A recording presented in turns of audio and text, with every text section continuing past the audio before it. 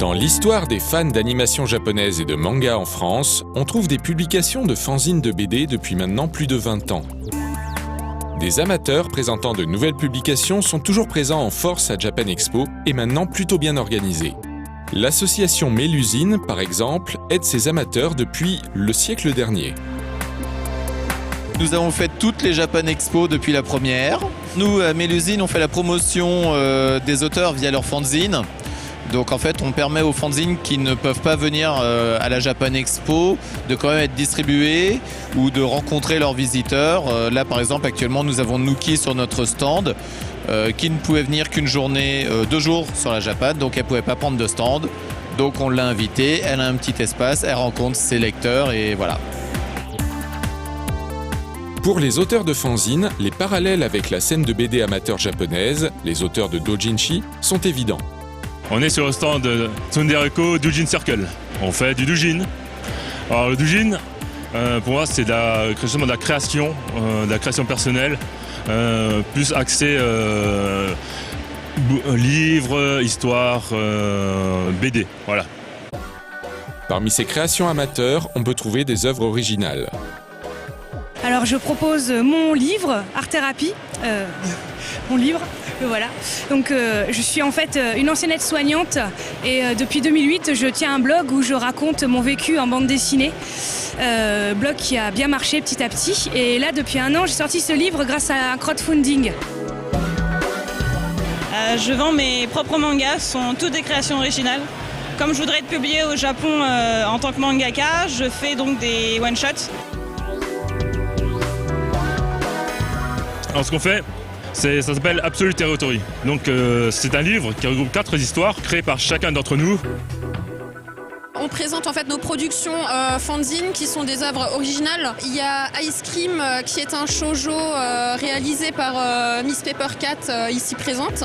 Certains proposent même sur leur stand, en plus de leur offre de livres, des accessoires et goodies. Moi j'aime beaucoup tout ce qui est petits produits, c'est vraiment mon truc. Et ce qui est mignon surtout. Alors sur notre stand, nous proposons une variété de goodies en tout genre, d'impressions principalement de nos livres. Ça peut être aussi vraiment nos créations personnelles qu'on a envie justement de partager avec d'autres artistes, même avec des gens qui sont intéressés par nos travaux, donc c'est un peu tout en fait. On trouve même parfois de l'autoréférence. Sinon, nous avons Abunai qui est une série sur les fanzineux français. Voilà, donc on fait du fanzine sur des fanzineux qui font du fanzine. Ça raconte des anecdotes qu'on a vécues nous, mais par le biais de personnages fictifs. Et alors des anecdotes vécues par nous, mais aussi vécues par des amis ou des légendes urbaines de la Japan Expo, etc. Mais ça se passe à Nippon Expo. Attention, ce n'est pas la même chose. Et l'on peut aussi trouver un fanzine à but caritatif avec l'association Kokoro. Notre stand, en fait, c'est un collectif d'artistes qui regroupe plusieurs artistes de différents domaines, que ce soit dans l'illustration, la BD, l'animation. Et donc chaque année, on se regroupe pour soutenir une association caritative différente. Et cette année, on a décidé de soutenir Maison Chance, qui est basée au Vietnam en fait. On a un nouvel artbook qui est sorti, qui est notre nouveau l'artbook numéro 4.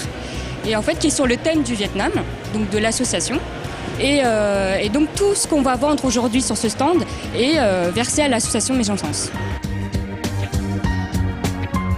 Sur Japan Expo, le grand nombre de stands fanzine BD a conduit à la création d'un second espace dédié aux jeunes créateurs. Les stands fanzine ont en effet une limite sur le prix de vente de leurs articles fixé par le salon. Alors la différence entre le coin amateur et le jeune créateur, c'est déjà la limitation des prix. C'est 12 € par article. On peut vendre des packs, mais ce qui se trouve dans le pack doit être aussi disponible individuellement. C'est assez contraignant parce que par exemple, quand on sort des livres en couleur, des choses qui devraient valoir un peu plus, on est obligé de les brader. Les stands jeunes créateurs, plus onéreux, n'ont pas cette limite. Cette année, nous avons sorti un tome qui fait plus de 300 pages. Là, 300 pages, rien qu'à l'impression et à la création, ça demande plus d'efforts. Donc voilà, on a passé cette limite, on vend ça donc un peu plus cher. L'espace est un petit peu plus grand, alors c'est un petit peu plus cher, mais je trouve que l'exposition est un peu meilleure. Et on a davantage d'espace pour exposer tous nos dessins, on est moins serré. On a déjà un public qui est un peu différent parce qu'il peut venir du hall principal. Et on est quand même mieux placé. J'espère que comme ça, on peut toucher un nouveau public en fait. On peut vendre n'importe quel objet à plus de 12 € déjà. Et puis du coup, ça nous permet, nous, d'avoir plus de bénéfices à donner à l'association en fait. Surtout pour ça, globalement.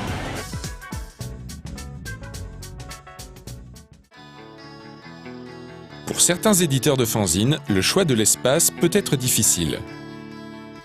C'est une évolution dont avaient besoin certains fanzines. Il est vrai que par exemple il y a Raxon, Water Lily, qui sont des fanzines qui au niveau qualité, aussi bien scénaristique, d'impression, de création d'univers, sont nettement plus poussés et avancés et avaient besoin d'une meilleure reconnaissance, je dirais, vis-à-vis du public. Et c'est ce qu'apportent les stands jeunes créateurs, alors que effectivement pour un certain nombre d'autres fanzines, ils ne cherchent pas une reconnaissance forcément du côté du public et tout ça, ils cherchent avant tout à se faire plaisir. Et donc ils restent dans la zone ici, même si parfois ils ont des volumes de vente qui sont comparables à Raxon ou à Water Lily. En fait, on envisage éventuellement d'y aller l'an prochain parce qu'on aura un nouveau projet qui s'y prête. Mais pour cette année, en fait, le stand fanzine convient encore parfaitement à ce qu'on fait. Donc, il n'y a pas de... Enfin voilà, on se sent bien ici, quoi. Mais quel que soit l'espace où ils ont choisi de s'installer, les créateurs amateurs arrivent à fidéliser leur public. J'en ai même qui viennent depuis 5 ans. Ils reviennent d'une année à l'autre pour avoir la suite, donc ça fait des habitués, forcément ils ramènent les amis. Et puis généralement à chaque Japan Expo, on fait découvrir nos séries à de nouvelles personnes et le cercle s'agrandit un peu à chaque fois. En se promenant dans les allées, on remarque deux types de créations amateurs. Les créations complètement originales d'une part, et d'autre part les fan-art de mangas et animés existants comme One Punch Man ou Kill la Kill. Ces fan-art, vendus au public, posent la question du respect du droit d'auteur. Du moment que c'est en petite quantité, que ça reste dans le cadre de la parodie, c'est ok. Et puis en plus, c'est vraiment la part la plus infime de notre stand, quoi. On a un point de vue concernant la créativité. On n'a aucun problème avec le fan-art, mais il faut qu'il y ait une vraie création, une vraie appropriation, je dirais, du personnage, de son univers. Si c'est juste pour faire une copie de l'auteur original, il n'y a aucun intérêt. C'est pas de la création, c'est juste se faire des thunes sur le dos de quelqu'un qui a eu une bonne idée. C'est une passion comme une autre de faire des fanarts, mais je pense que c'est quand même mieux les créations originales parce que ça met plus en valeur le talent de l'artiste, autant dans son dessin que dans son imagination. Cette année encore, la production amateur proposait de très belles choses à Japan Expo. Et apparemment, c'est un mouvement en pleine expansion. Il y a un grand renouvellement, il y a plein de nouveaux fanzines qui apparaissent. Il y a aussi les anciens qui ont su monter en qualité, qui sont du coup passés en jeunes créateurs.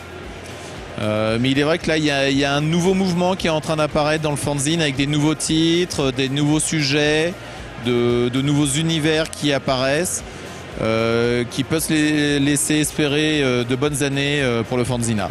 Alors, si vous cherchez des grandes nouveautés, vraiment des nouvelles choses, des nouveaux univers, c'est du côté amateur qu'on en trouve le plus, puisque nous sommes quelque chose comme 200 stands. Il y en a vraiment pour tous les goûts. Si vous cherchez quelque chose, vous êtes sûr de le trouver ici, et en plus à un tarif raisonnable.